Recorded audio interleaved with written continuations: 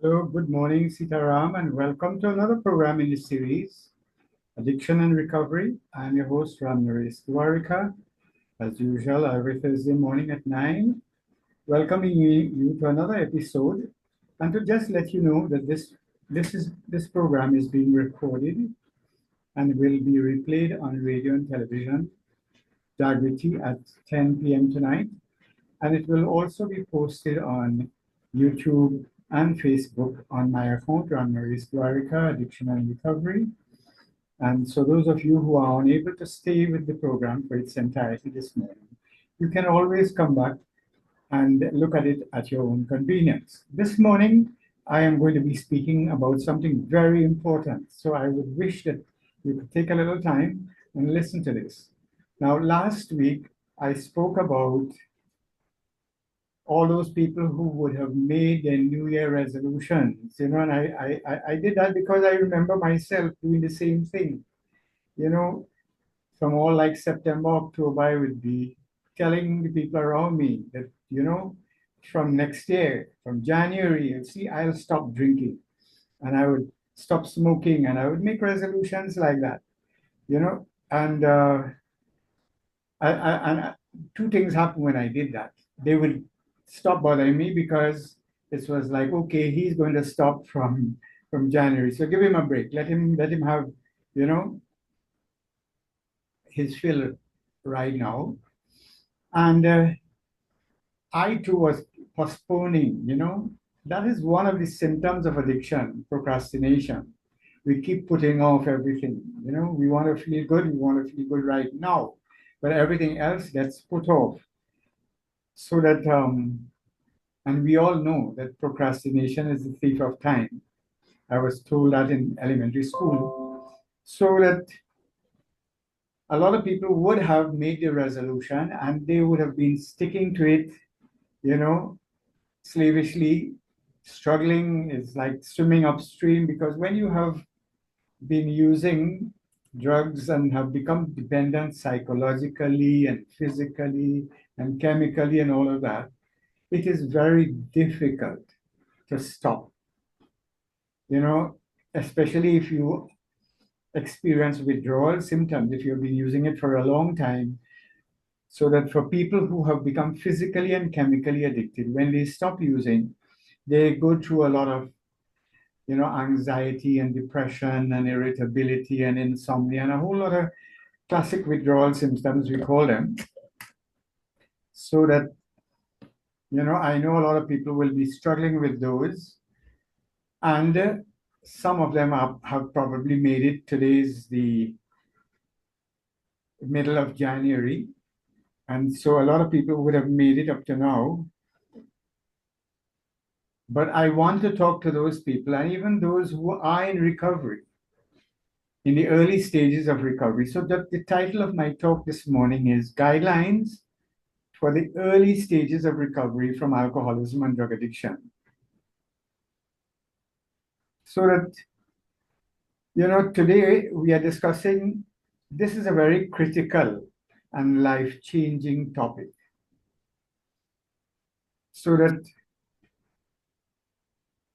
the greatest challenges are that for people in recovery really happens in the early stages of recovery. And this is why I've decided to dedicate this program to talking about not only the people who are in recovery, but the people who are supporting those people who are in recovery. So that I want it to be known that the early stage of recovery is often the most vulnerable, the most confusing, and yet it is the most hopeful, because the person themselves is hoping that, look, at this time I will be able to make it. Because a lot of times, alcoholics, and I can speak to this personally, because eventually when I stopped on the 11th of December 1983, that was not the first time I did attempt or think about doing it. It would have been after several attempts, several resolutions, several New Year's, Old Year's night resolutions, and failing to the point where I had reached to the point of desperation. I had reached to the point of, um, stopping, uh, that is not even trying to stop. I had given up on stopping. I knew I couldn't. And I had invented a rationalization, which is a defense mechanism. I would tell myself and tell the people around me, well, look, I don't play cricket, I don't play football, I don't gamble. So if I take a few drinks, I don't see anything wrong with that. And that seemed to be a reasonable position. And most people would accept that, especially the people around me. Because at everything else, I was good. I was still doing well on my job. I was still saving money. I was still taking care of things around to some extent. So, I could use that argument. And I actually believe that. So that when we stop, we are hoping that this will be the last time. And the people around us too are just the same way. They would have given up hope. How many times he said he's going to stop. And I've heard this saying, relatives saying, when a dog gets used to sucking eggs, they can't stop. And things like that would have been said about a lot of people who had become addicted to drugs and so on. So that even the people around, although they want to have hope, but they don't want to invest too much in that because they have been disappointed so many times. So that, yes, a lot of people are hopeful, that this time the person's journey will be successful. Many people relapse not because they do not want to recover. I want to say that again. A lot of people who relapse, even though they promise and so on, they're not doing this because they don't want to recover from the addiction, but it is because they do not understand what early recovery requires. And this is why I have decided to do this program because I know a few people out there who are in their early stages of recovery.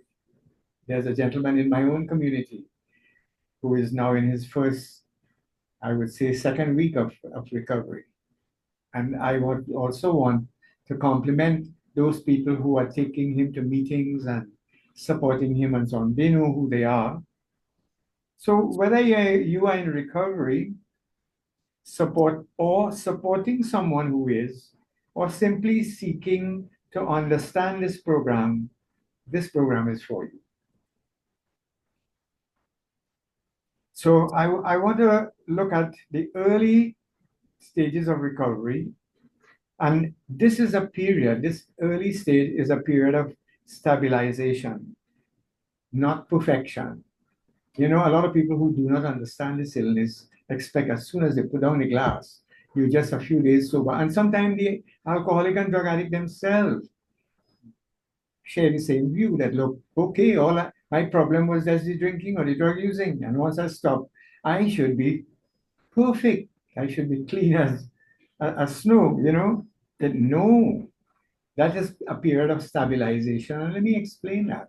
When a person reached a chronic addiction, whether it be marijuana, alcohol, cocaine, any one of these mind altering substances, gradually with time, they start losing structure in their life. That is, they would sleep they will wake all night and sleep all day. They can't get up to go to work when they are never where they are supposed to be doing what they are supposed to do.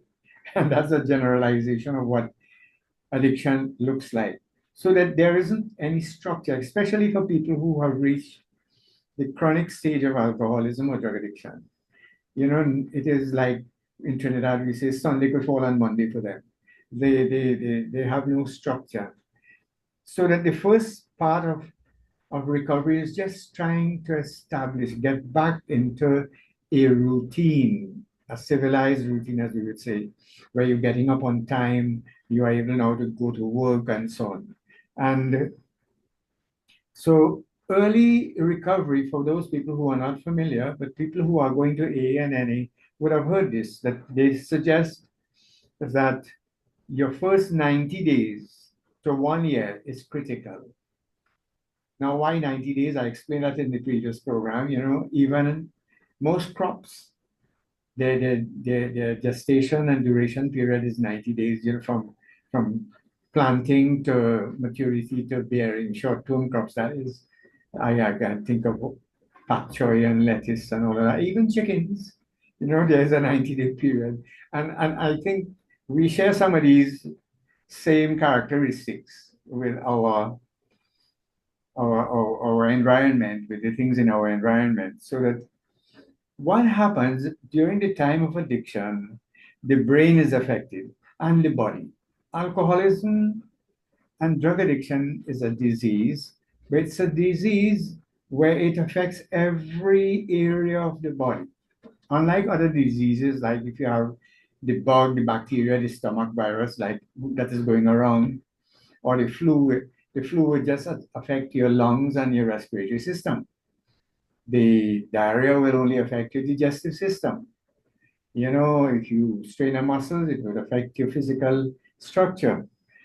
But alcoholism, we are bio, psycho, social, spiritual beings.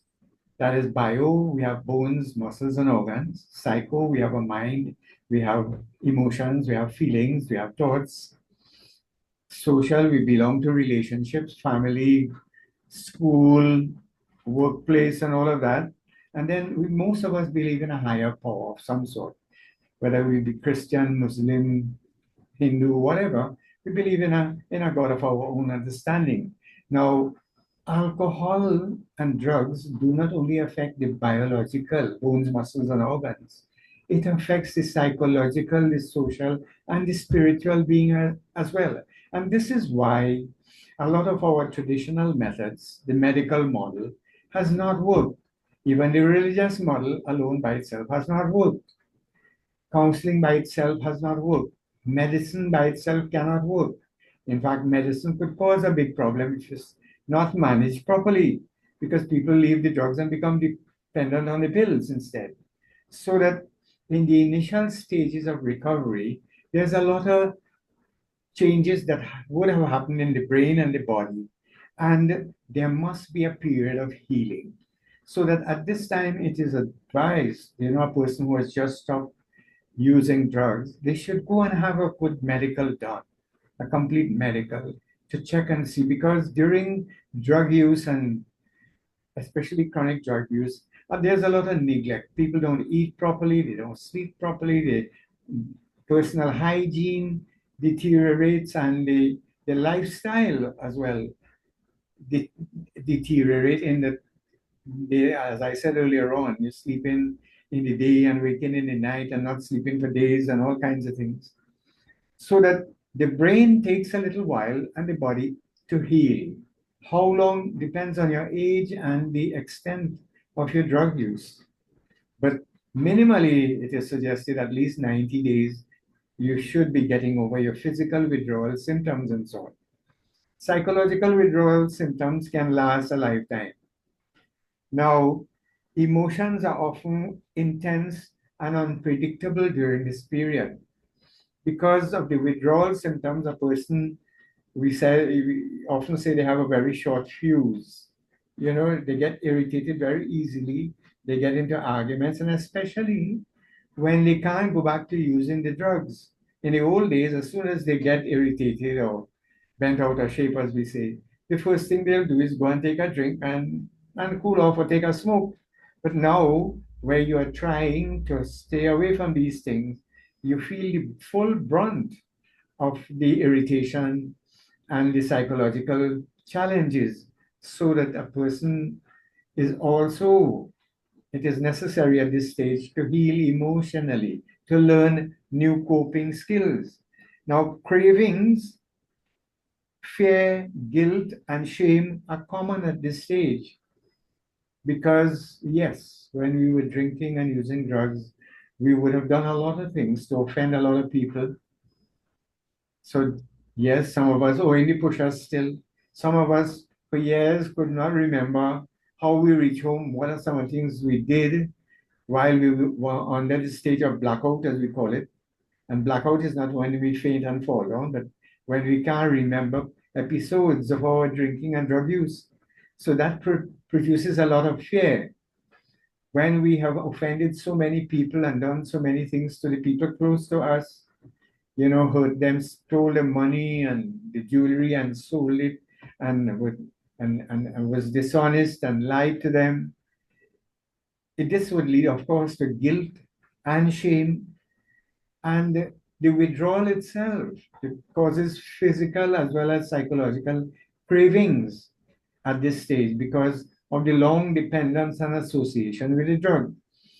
We have been habituated to wanting to go for that drink or drug whenever we feel challenged by something that we have to deal with. So recovery does not mean that life immediately gets better. In early recovery, life gets real, not better. It gets real. Where you could have escaped, and rationalize and lie to your other people and yourself in the old days, and excuse yourself for certain situations and not deal with it and all of that. Now you can't escape because drinking and drug use was an escape. Now you have to face up to the reality.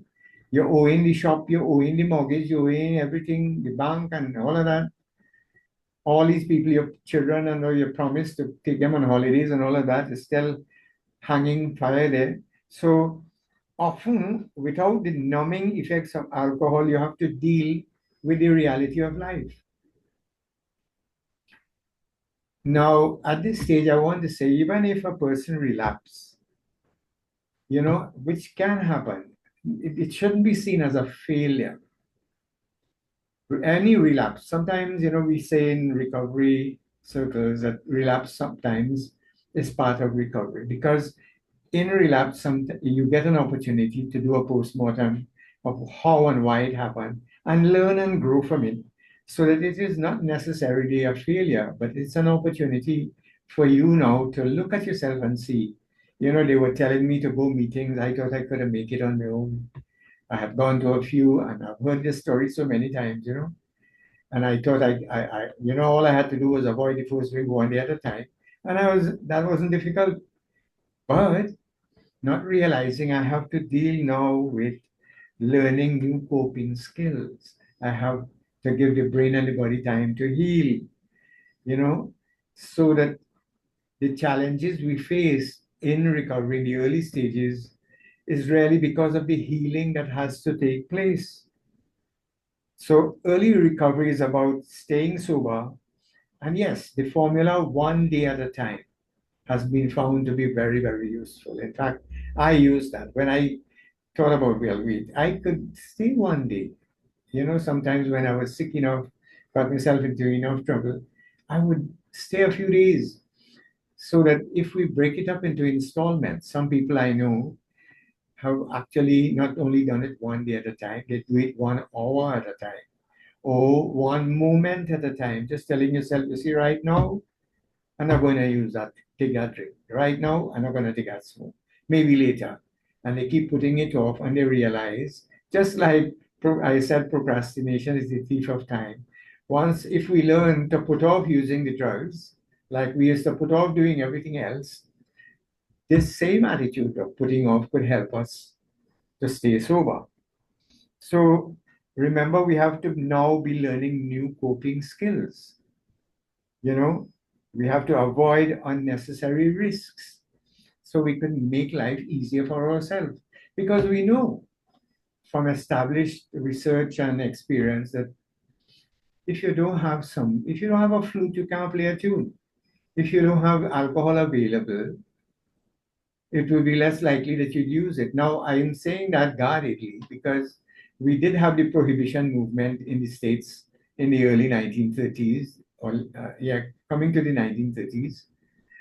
But alcoholics and drug addicts found other methods to get this stuff, and they went into these what you call speakeasies, basements where people were drinking, getting drunk, and they went into producing bootlegging moonshine and all of that, and the whole mafia got into the business, so that you stay away, you stay away from where drug use is available, where from people and places, situations where drugs are available, As a result, you don't have to take, you need to avoid taking unnecessary risks. The risks will come anyhow, but you don't have to go looking for it. Don't go into rough shop online with them fellas. You also have, as I said earlier on, build structure and link up with support. Start having a structured day. Get up in the morning now. In recovery, you may want, as I do, get up in the morning and say a prayer of gratitude. And then, because, I'm not getting up from a hangover the day before, so I can actually get up early and be aware of my surroundings. And I know what happened yesterday.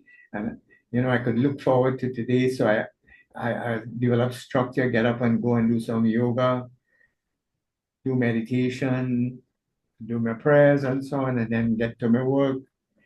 So there's a plan. And so that now I do not have a whole day to waste. I have no time to waste. In the few days I have left in this life, I'm not going to waste it, and from early, even in primary school, we were told that the idle mind, the idle brain is the devil's workshop. And so that living an unstructured life is putting yourself at risk. So one of the key messages here is that sobriety must come first before anything else. We have to prioritize our sobriety above everything else. And if you ever went to an AA or NA meeting, you'll see a sign, a slogan they have up there that says, first things first. And what it means is your sobriety must come first. Recovery must be at the top of your list of priorities. Because if you are not sober, whatever else you're prioritizing is not going to last. And I'll talk a little bit more about that. So in the beginning, you need to avoid high-risk people, places, and situations. And this is a standard mantra in recovery, in counseling, in drug rehabilitation. Every one of your counselors, therapists will tell you, avoid slippery people, places, and situations. Slippery meaning not where you have mud and you can slide and fall, but slippery in that they're your old haunts, people who are still using, they will con you into going back to use, because there's an old saying again, misery likes company, and people who are using are not going to encourage you to stop. So stay away from high risk people, places, and situations, where, because a lot of situations that you were familiar with would have with them what is called triggers. So if it threatens your sobriety, it threatens your life. And I pause there because I want that to sink in. Anything that threatens your sobriety threatens your life. And let me explain that, because for me it might sound bad, but I would rather I shouldn't say that. Drink, a lot of people drink chemicals, Gramoxone and all of that. And that is more kind than going back to drinking alcohol, because when you drink these things, you die in a day or two. But alcohol is going to drag the shame out of you, humiliate you, and still you will not die. You will be there, causing shame and guilt to yourself and the people around you. So that once a person understands the nature of drug addiction, what has happened with you so far, you may tell yourself, well, no, I'm not as bad as X or Y. But you need to remind yourself, if you continue to use, you will pass that, because everyone who ended up in the mental hospital or dead because of drugs or in serious legal problems in prison and all of that, all of them started with that first drink, All of them were able to drink safely for quite a while before eventually they lost control. So that, there's only three places I tell people that drugs eventually will take you. Once you are addicted, either it is prison, insane asylum, or death. So that one needs to appreciate staying sober after you've reached a compulsive drinking, can't go back to drinking. In early recovery, some decisions must be postponed, because staying sober alone is a big challenge. After all that I have spoken about earlier on, you will begin to realize it is not an easy thing for a person who has become psychologically and physically and chemically dependent on drug to stop because of the withdrawal and all the other challenges that they will face, so that you do not want to add to that. A lot of people who were, because of the drinking and drug use, they broke up, got divorced, or they broke up with a girlfriend and so on, and they are single now. As soon as they sober up, they want to, strike up an old relationship. They want to get back into a new relationship. These things are very stressful for the alcoholic or drug addict in early recovery. And it is advised that you should stay away. Do not make any major decisions in the first year of your recovery. And if you have a sponsor or mentor, they will suggest that to you. I'm not saying not to have a girlfriend, or, not to plan a project and all of that, but do not stop being an alcoholic and become a workaholic, because eventually you'll find that you're spending so much time on the job now, investing in other things, that it distracts you from the task of remaining sober, going to your meetings and all of that. So that major life changes should be avoided in the first year of your recovery. And one should avoid emotional confrontation, because I know a lot of people, as soon as they sober up, yes, they want to go make amends because it is uncomfortable now to face people your people on the job, your colleagues, or people in your family who you might have, rubbed the wrong way and so on, offended seriously. You can't deal with the guilt, so you want to go and make amends. This should not be done without the advice and guidance of a sponsor or a mentor, and especially if it is going to cause emotional turmoil in your life. You avoid those, at least in the beginning. Why you want to do all of these? Because sobriety is the foundation of what your life is going to become. And just like a house, if you do not put down the foundation properly, the structure is not going to be strong and steady later on. By the time you reach to the roof, you'll be like the leaning tower of Pisa. That's a pizza. Yes. Your foundation is very, very important, especially those few months, getting quickly to know what you need to do, starting to do it, getting grounded in a sober life. Because without a good foundation in sobriety, nothing else will last. No matter the house you plan or the vacation and all of that, these things will not materialize or will not be able to be sustained. Because if you go back and get drunk, even the people around you are going to lose confidence in it. So that, again, it is very important to build a strong support system. I always remember an example I heard from an old timer. He gave a little story. A lot of people would like, we were brought up on a diet of self-sufficiency. We were egged on to be, boy, you should be able to handle your stories yourself. And we like to brag about it, to prove to our parents that, look, we are independent and we are self-sufficient. But nothing is wrong with taking a little help, So I heard this little story about a farmer who found two tomato plants. One of them was, strong. It was by itself, so it was a thick, strong plant, And there was another one in some bushes that was thin and reggy, as we say. And when he taking it out, the waist got broken, but it could still grow. So he took it and he planted both plants. And the one that the waist was broken, he tied a stick next to it so they could keep it straight. And both plants started to grow and catch and started to progress. And then the rains and the high wind came one day and blew down, and one of the plants fell down. And he asked me, which one you think fell down? And I said, well, the reggae one. He said, no, no, no. That one stood up because it had support. The other one that we thought could make it on its own was the one that fell down. So that in Trinidad, we have a saying, making sure is better than cocksure.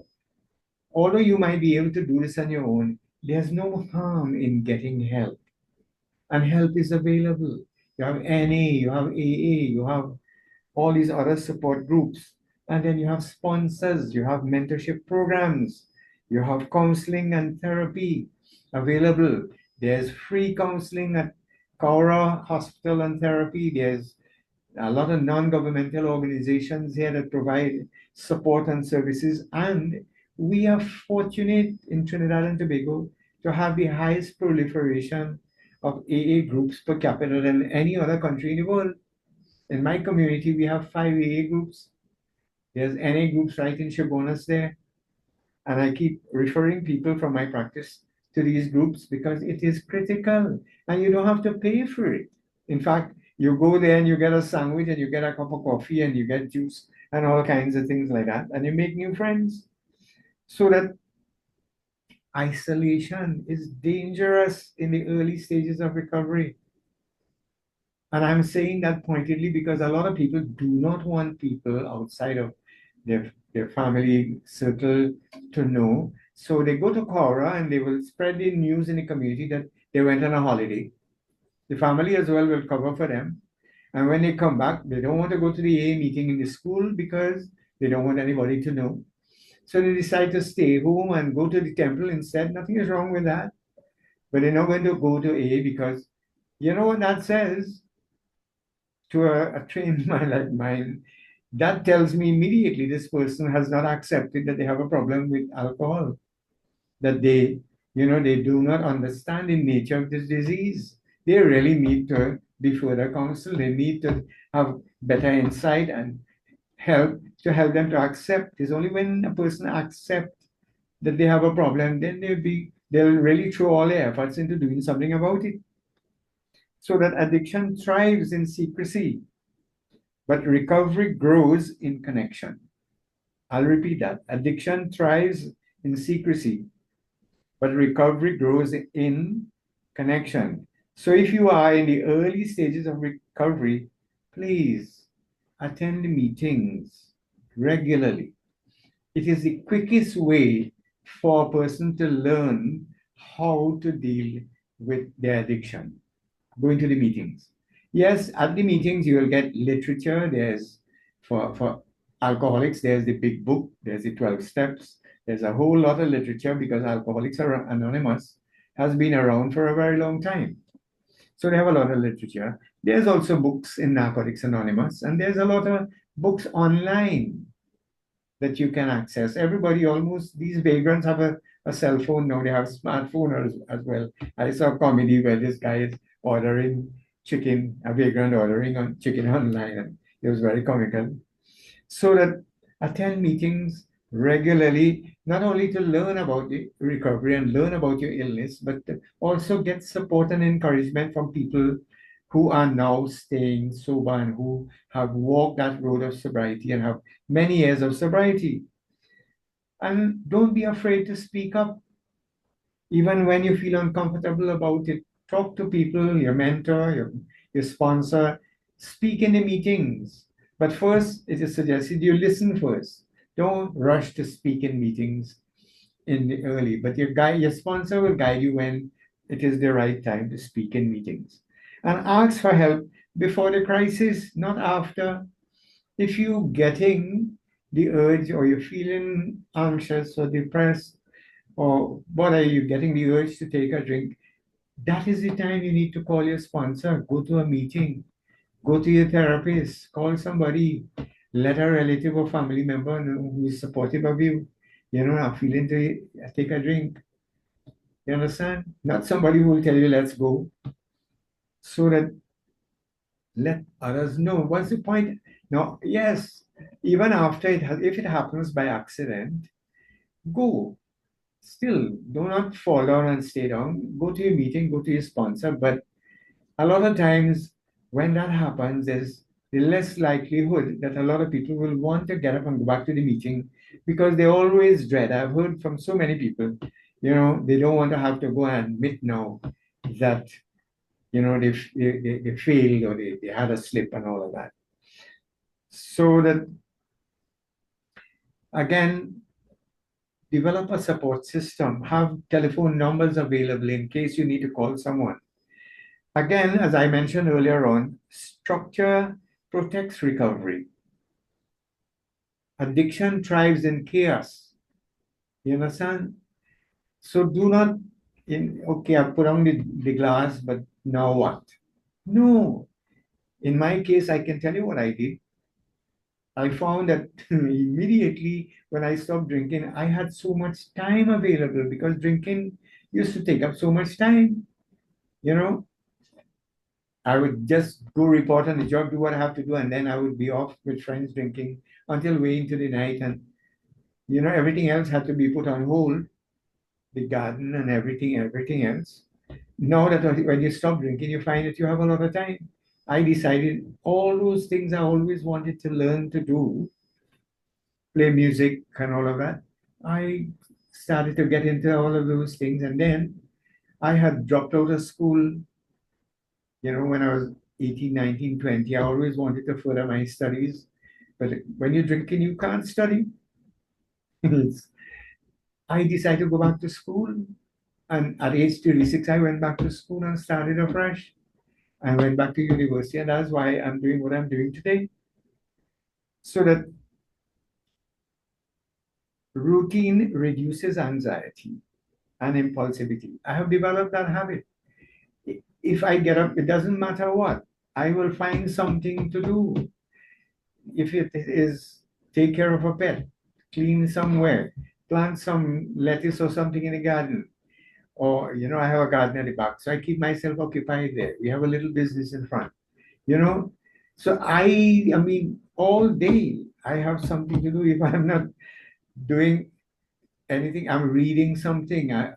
It's always about self-development. I go practice my music or inventing. I'm inventing a lot of things as well. And then I have my private practice where I see patients by appointment. That keeps me, after I finish this program, I have patients I'll be seeing. So I keep myself occupied all the time. Importance of sleep and meals and daily planning is also very, very important. Sleep, not only work and become a workaholic, but sleep is also important. Just as important as eating properly is sleeping properly and is also exercising. So those three things, it is important to eat properly now. And properly doesn't mean eating necessarily expensive food or meats. In fact, I'm a vegetarian. I tell people if you can't get food to eat, then you eat meat because meat, to my own opinion, and I'm not trying to convince anybody out there, but I don't believe we were designed to eat meat, and because, you know, that's a whole nother lecture. We should not be eating meat with vegetables and all of those things from an Oriental medicine, medical point of view, from Ayurvedic point of medicine. So that, but meals are important, and planning your daily life is also important. Now, many people relapse not because they plan to relapse, nobody has planned to relapse, but because they have too much unstructured time, nothing to do, and plenty time in which to do it. So they have to find, and they go, and that's when you go liming with the old friends, going to the old fishing lime and so on. Nothing wrong with fishing lime, but the river lime, in the old days was predicated on drink. So that you have to be mindful of those things. Now, in early recovery, some of the needs that people will have is, of course, consistent sleep. Because drugs, psychotropic drugs, very often they mess up your sleep pattern, your biological clock, so that a lot of people now have to reestablish a proper sleep pattern because they start suffering with insomnia. And yes, let me stick a pin here. A lot of us would go to the doctor and he would prescribe a sedative, but there's a risk in that where you can now become dependent on the sedative. So that you also need to have regular meals. So you there's what is called a circadian rhythm to eating, where you get up and you eat on time. A lot of people tell you get a win, because when that time for you, when you have a structured meal plan, eating at a certain time. And I've been suggesting to people now, try not to eat before 8 or after 6, because if you keep that kind of eating plan, it gives your body enough time to heal itself. So that regular meals is important. Plan days. Have a plan. Like, okay, after I finish here, I will have to see patients. Then I have so many other things that I've already planned for today. However, let me say to people in recovery as well that, you plan the plans, but you can't plan the results. Sometimes a lot of the things we plan do not work out according to plan. And this is why we have to have faith that God knows what He's doing. There's a divine order to things. And if it didn't happen, well, if I tried my best, I put in all my effort, and it didn't happen, it was not to happen. And I accept it. So that we have planned days, we have productive activities. It must be developmental.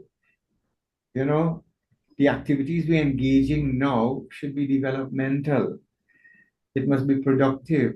We need to move away from the lying and scheming and cheating and all of those things. And now you stop drinking, but we're gambling, or we're going to other, we're getting other addictions. There's so many other addictions. There's sexual addiction, there's smoking, there is, gambling. So you don't want to substitute one for the other. Then, and let me say this, boredom, while it is not harmful by in itself, it is a trigger. It is what triggers a lot of people, from my experience, to go back, and we have nothing to do and plenty time to do it, so they're getting themselves into trouble. So that boredom is not harmless. It is a trigger. Now, there are some little tips I want to give on managing cravings and the emotions. Cravings are temporary. It is estimated that an urge just lasts about 7 seconds. And if you just put it off and say, look, you see that? I ain't taking that right now. You'll find in a few minutes, you will not have the urge. That is provided you have a desire to stop. But if you do not have an honest desire to stop, the urge will become an obsession. And this is why you need to understand the role that drug has played in your life, so that when you make that decision, you know why you don't want to go back there, because to go back and use will be like signing your death warrant. So that there's the mnemonic HALT, HALT. The H stands for hunger, A for anger, L for loneliness, and T for tiredness. These are 4 things that I often write it in a paper and give it to people who want in the early stages of recovery. You avoid hunger, because when you're hungry, when your stomach is full, it's like less likelihood that you get the urge and craving for drinking or drug use. And then avoid arguments, because drug addiction is also sometimes referred to as an emotional illness, where emotionally now you naturally will be irritable and you will not be able to sustain arguments. And the first thing is either you'll get physical, violent, and then out of shame and guilt go and drink, because that was your old pattern. So avoid arguments, walk away from it at this point. Take a few deep breaths. Don't react, respond. Sometimes the best response is no response. So that loneliness is also one of those things that could cause you to start feeling sorry for yourself and lead you back to drink. So go to the meetings, make new friends, and do not become a workaholic. That is, the T stands for tiredness. Just do just what you need to do for the time being. There's another sign in AA and NA. Easy does it, especially in the first year of your recovery. So that know that, because of how you used to live and how you coped before, now you can expect emotional swings. Sometimes you're high like a kite, sometimes you're very euphoric, and sometimes you could be in the dumps. This is normal in the early stages of recovery. So I want the people around the people in recovery to also understand that this is not abnormal. And these are opportunities for the person now to learn healthy coping skills. So rather than get into a fight and an argument and so on, walk away, take a few deep breaths, talk to somebody, go listen to some music, drink some water. There's a whole lot of things people can do to cope. Because cravings do not necessarily mean you are failing. What they really mean is that your brain is still healing. Your coping strategies is still healing. Your mind is still healing. So you do not have to act on every feeling that you have. You know, craving will pass. Like I had to remind a friend of mine, the good old saying that this too shall pass.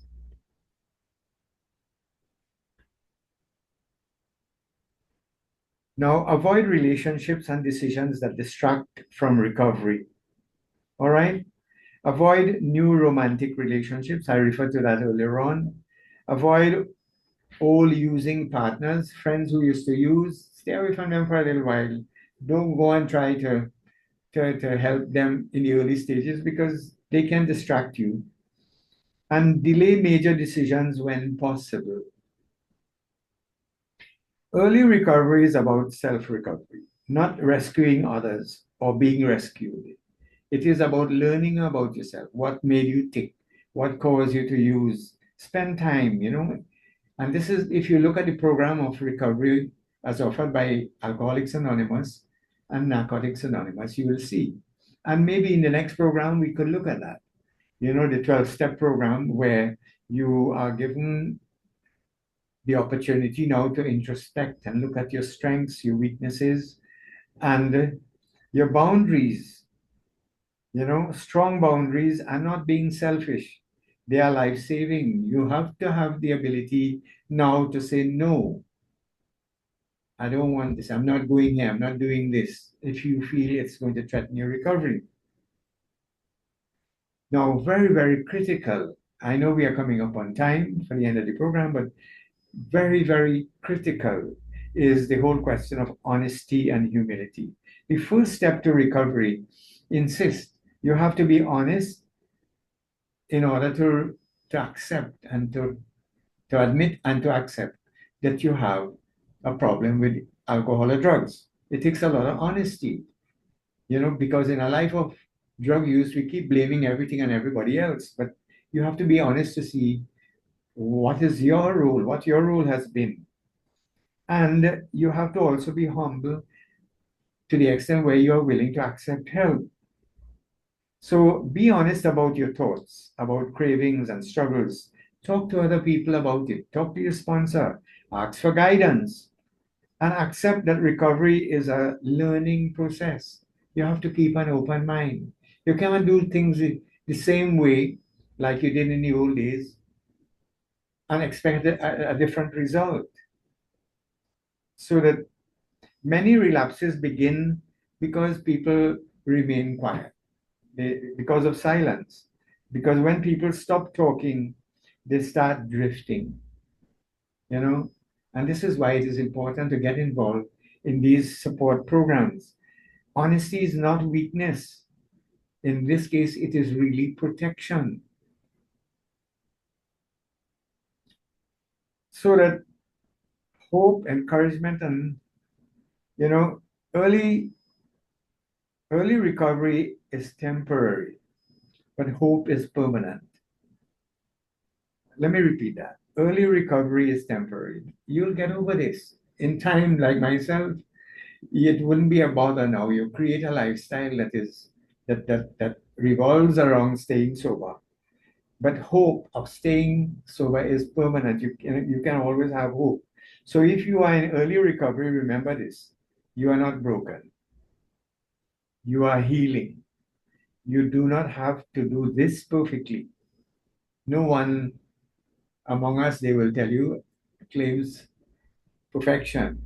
We all claim progress. You only have to do it today. Always remember that. You know, there's a saying, enough unto the day are the troubles thereof.